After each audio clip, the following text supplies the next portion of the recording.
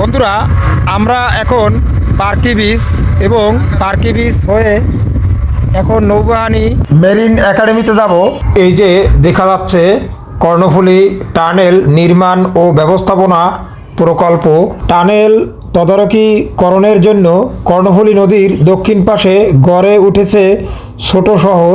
এখানে অনেক সুন্দর সুন্দর বিল্ডিং রয়েছে।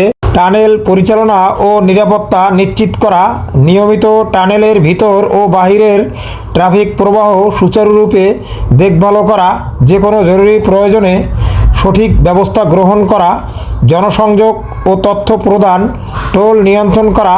ব্যক্তিবর্গ এই সুন্দর সুন্দর বিল্ডিংগুলোতে বসবাস করে।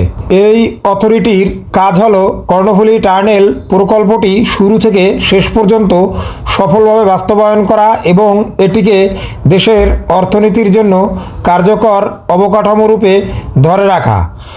তাছাড়া এখানে বসবাস করে আইন শৃঙ্খলা রক্ষাকারী বাহিনীর লোকজন, যারা এই টানেল রক্ষা করা ও নিরাপত্তা নিশ্চিত করার কাজে নিয়োজিত।